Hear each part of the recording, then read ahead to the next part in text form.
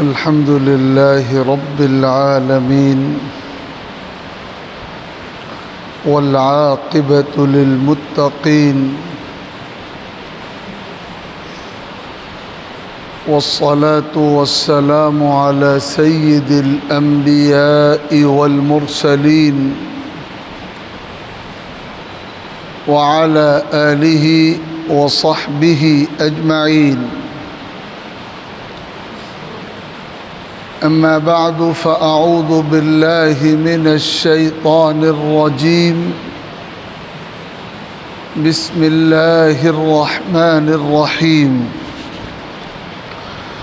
وإذ ابتلى إبراهيم ربه بكلمات فأتمهن قال إني جاعلك للناس إماما قال ومن ذريتي قال لا ينال عهد الظالمين. صدق الله ربنا العلي العظيم.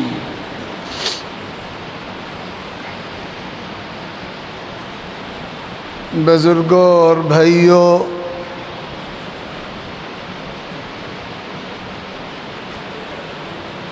اللہ رب العزت نے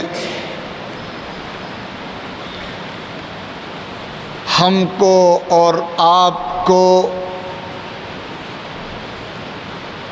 اپنے فضل، اپنے کرم اور اپنی توفیق سے اس مرحلے تک پہنچایا ہے کہ ہم آئندہ چند دنوں کے بعد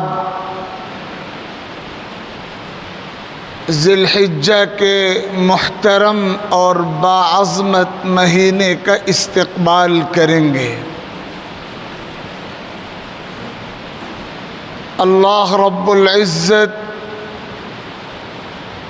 اس باعظمت اور محترم مہینے کی سچی قدر کرنے کی ہمیں توفیق عطا فرمائے۔ ذی الحجہ کا مہینہ ایک طرف تو اللہ رب العزت کی طرف سے متعین کیے گئے ان 4 مہینوں میں سے ایک ہے جن کے باعظمت ہونے اور جن کے محترم ہونے کا تذکرہ خود قرآن مجید میں موجود ہے، اور دوسری طرف یہ مہینہ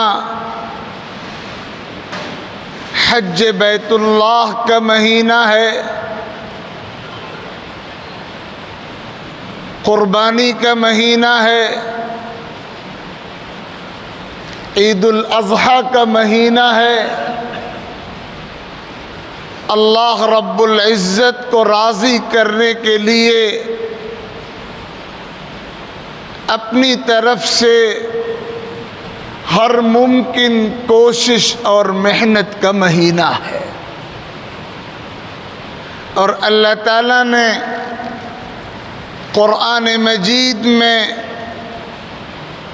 اسی مہینے کی ابتدائی 10 راتوں کی قسم کھائی ہے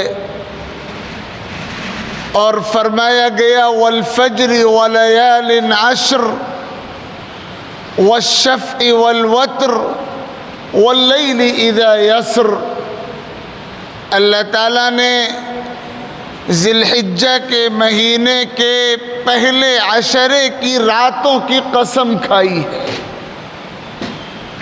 اور حدیث مبارک میں جناب رسول اللہ صلی اللہ علیہ وسلم نے یہ ارشاد فرمایا ما من ایام العمل الصالح فيهن احب الى الله من هذه الايام العشر، کہ اللہ رب العزت کو ذی الحجہ کے پہلے عشرے کے دنوں میں اعمال صالحہ جس قدر محبوب ہیں، سال کے بقیہ تمام ایام میں اللہ تعالیٰ کی نگاہ میں اعمال صالحہ کی وہ قیمت نہیں ہوتی۔ ان الفاظ سے حضور اکرم صلی اللہ علیہ وسلم نے ذی الحجہ کے پہلے عشرے کی اہمیت اور فضیلت کو اجاگر فرمایا ہے۔ اور پھر سب سے بڑی بات یہ ہے کہ آئندہ اسی مہینے کی 10ویں تاریخ کو، اور 10 کو نہ ہو سکے تو 11ویں یا 12ویں تاریخ کو قربانی کی وہ عبادت انجام پائے گی جو از اول تا آخر سیدنا حضرت ابراہیم خلیل اللہ علیہ السلام کا طریقہ اور ان کی یادگار ہے۔ اور قرآن مجید میں مختلف مقامات پر اس کا تذکرہ موجود ہے۔ آنے والے ذی الحجہ کے مہینے کا قربانی کی عبادت کے تناظر میں دیکھا جائے تو، حج بیت اللہ کے تناظر میں دیکھا جائے تو، آنے والے مہینے کا سیدنا حضرت ابراہیم خلیل اللہ علیہ السلام سے بہت گہرا تعلق ہے۔ اللہ تعالیٰ نے حضرت ابراہیم کو اولو العزم پیغمبروں میں شامل فرمایا اور ایسے عظیم کمالات و فضائل سے انہیں آراستہ کیا جو بہت کم کسی کے حصے میں آتے ہیں۔ اور قرآن مجید میں یہاں تک فرمایا گیا ان ابراہیم کان امتا قانتا، حضرت ابراہیم پوری ایک امت کے درجے میں تھے، اور اللہ تعالیٰ نے ان کو عبدیت کا، تقوی کا، اطاعت کا، انابت کا، خشوع کا، خضوع کا، اور اللہ کے احکام کے سامنے 100% اپنے سر کو جھکا دینے کا جو کمال عطا فرمایا تھا، وہ پوری انسانیت کے لیے روشن نمونہ ہے۔ ہمارے مولا اور آقا سرور کائنات جناب محمد الرسول اللہ صلی اللہ تعالی علیہ وآلہ وسلم سیدنا حضرت ابراہیم علیہ السلام کی اولاد و احفاد میں ہیں۔ حضرت ابراہیم آقا کے جد امجد ہیں، اور حضرت ابراہیم کے فرزند سیدنا حضرت اسماعیل علیہ السلام ہی کا وہ نسب ہے جو آگے بڑھا، اور پھر آقا کریم صلی اللہ علیہ وسلم اولاد اسماعیل میں مبعوث فرمائے گئے۔ قرآن مجید میں اللہ تعالیٰ نے حضرت ابراہیم علیہ السلام کی سیرت اور زندگی کے مختلف پہلوؤں کو بار بار مختلف پیرایوں میں بیان فرمایا، اور اس کا مقصد صرف یہ ہے کہ ان کی سیرت سے، ان کی زندگی سے جو سبق نکلتے ہیں، جو سبق حاصل ہوتے ہیں، جو پیغامات ملتے ہیں، تمام اہل ایمان رہتی دنیا تک ان اسباق کو، ان پیغامات کو، ان نصیحتوں کو اپنی زندگی کے لیے لازمی حصہ بنائیں۔ اللہ تعالیٰ نے قرآن میں حضرت ابراہیم کی کامل توحید کا ذکر فرمایا ہے، عقیدے کی پختگی کے اس مقام کو بیان فرمایا ہے جو مقام حضرت ابراہیم کو حاصل تھا،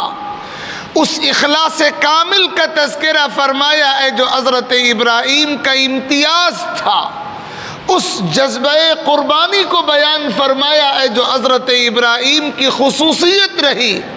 اور اللہ تعالیٰ سے تعلق، محبت اور عشق کی ان کیفیات کا تذکرہ فرمایا گیا جو کیفیات حضرت ابراہیم علیہ السلام کی زندگی میں ہر لمحہ نمایاں ہوتی تھی اور روشن ہوتی تھی، اور اپنے آپ کو عیوب سے،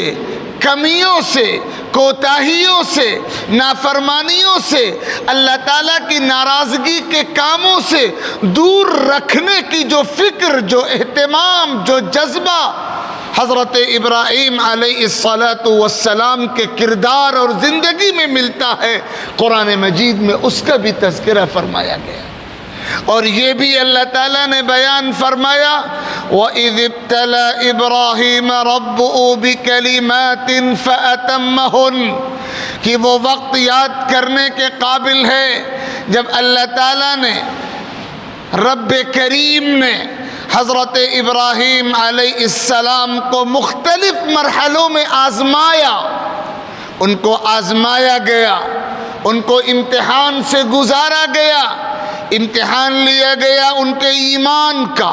ان کے یقین کی پختگی کا، ان کے کردار کی پاکیزگی کا، ان کے جذبہ قربانی کا، ان کی اطاعت و عبدیت کا۔ اللہ تعالیٰ نے بار بار امتحان لیا، اور یہ امتحان اللہ تعالیٰ نے اس لیے نہیں لیا کہ نعوذ باللہ ان کو نیچا دکھانا یا اونچا دکھانا مقصود ہو، بلکہ اللہ تعالیٰ نے یہ امتحان ان کی تربیت کے لیے لیا اور بعد والوں کے لیے نمونہ بنانے کی خاطر لیا، تاکہ بعد میں قیامت تک آنے والے تمام اہل ایمان اس حقیقت کو سمجھیں کہ جن کے سینوں میں ایمان ہوتا ہے، جن کے سینوں میں یقین ہوتا ہے، ان کو امتحان کے مرحلے سے اللہ تعالیٰ کے نظام کے مطابق گزارا جاتا ہے۔ اور اللہ اپنے بندوں کا اور ایمان والے بندوں کا جب امتحان لیتے ہیں تو کامیابی انہی بندوں کا مقدر ہوتی ہے جو اپنے ایمان کو کامل اور پختہ بنائے رکھنے میں کامیاب ہوں۔ اللہ تعالیٰ کی طرف سے عزتیں اور سربلندیاں اور غلبہ انہی ایمان والوں کا مقدر ہوتا ہے جو اپنے ایمان کو کامل بنا کر رکھیں۔ کمزور ایمان کے ساتھ حالات کا مقابلہ نہیں ہو سکتا۔ حالات کی ناکامیوں کو کامیابیوں میں کمزور ایمان و کردار سے تبدیل نہیں کیا جا سکتا۔ جب تک ایمان پختہ نہیں ہوگا، جب تک یقین پختہ نہیں ہوگا، جب تک کردار پاکیزہ نہیں ہوگا، جب تک قربانی کا جذبہ نہیں ہوگا، جب تک دین کی خاطر مر مٹنے کی دھن پیدا نہیں ہوگی، جب تک اپنا سب کچھ اللہ کے نام پر نثار کر دینے کا جذبہ پیدا نہیں ہوگا، حالات کی ناکامیاں حالات کی کامیابیوں میں تبدیل نہیں ہو سکیں گی۔ انبیاء کی تاریخ، بطور خاص سیدنا حضرت ابراہیم علیہ السلام کی تاریخ، اور خصوصیت کے ساتھ سرور کائنات جناب محمد الرسول اللہ صلی اللہ علیہ وسلم کی سیرت ہماری رہنمائی اسی طرف کرتی ہے کہ اگر ہم آزمائشوں سے اور حالات سے کامیابی کے ساتھ باہر نکلنا چاہتے ہیں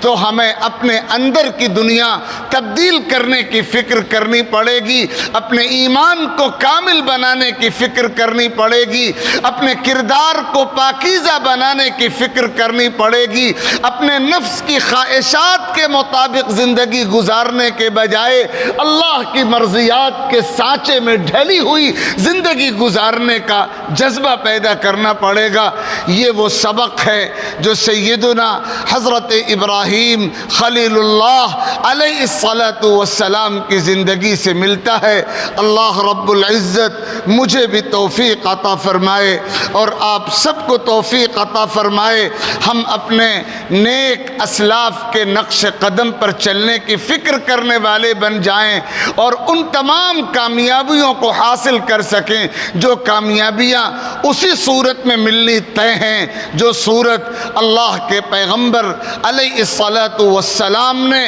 اور ان کے بعد ان کے وارثین نے، ان کے جانشینوں نے بتائی ہے۔ آمین۔ وآخر دعوانا ان الحمد للہ رب العالمین۔